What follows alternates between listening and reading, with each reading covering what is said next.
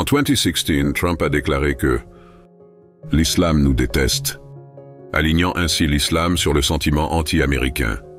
Sa présidence a ensuite vu l'application de son très controversé Muslim Ban, qui limitait les déplacements en provenance de plusieurs pays à majorité musulmane, une politique considérée comme l'une de ses mesures anti-musulmanes les plus fortes. En outre, Trump a fréquemment promu l'utilisation du terme « terrorisme islamique radical », malgré les craintes que cette terminologie puisse encore davantage assimiler l'islam dans son ensemble au terrorisme. Tout au long de son mandat, il a retweeté des vidéos et des messages provenant de sources et d'individus d'extrême droite. Ces actions et déclarations ont eu des répercussions dans le monde réel, contribuant à une augmentation des crimes haineux contre les musulmans et créant un environnement plus hostile pour les communautés musulmanes aux États-Unis et à l'étranger.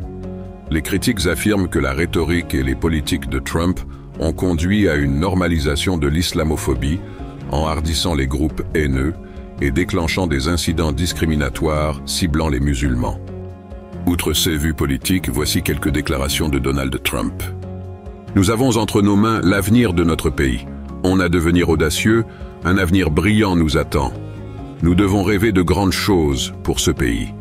Ils devront nous voir réussir. Nous devons penser, de toute façon, alors pourquoi ne pas penser grand? Montrez-moi quelqu'un qui n'a pas d'ego, et je vous montrerai un perdant. Avoir un ego sain ou une haute opinion de soi, c'est un vrai truc positif dans la vie. Nous allons rendre à notre pays sa grandeur.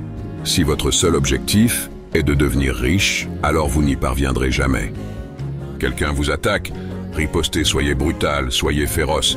Je peux dire immédiatement si un homme est un gagnant ou un perdant, rien qu'à sa façon de se comporter sur un terrain de golf.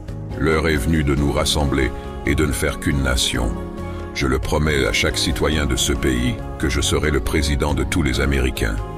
J'aime le cinéma et la télévision autant que n'importe qui, mais la lecture est pour moi une manière de me ressourcer.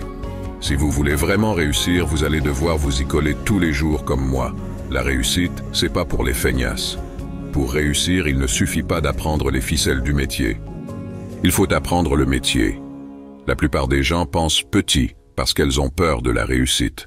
Le bord de la décision fait peur. Vous voulez gagner sans passion. Vous n'avez pas d'énergie. Sans énergie, vous n'avez rien.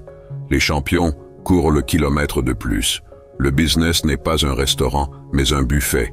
Si vous attendez qu'on vous serve, vous n'aurez rien. Il faut aller se servir.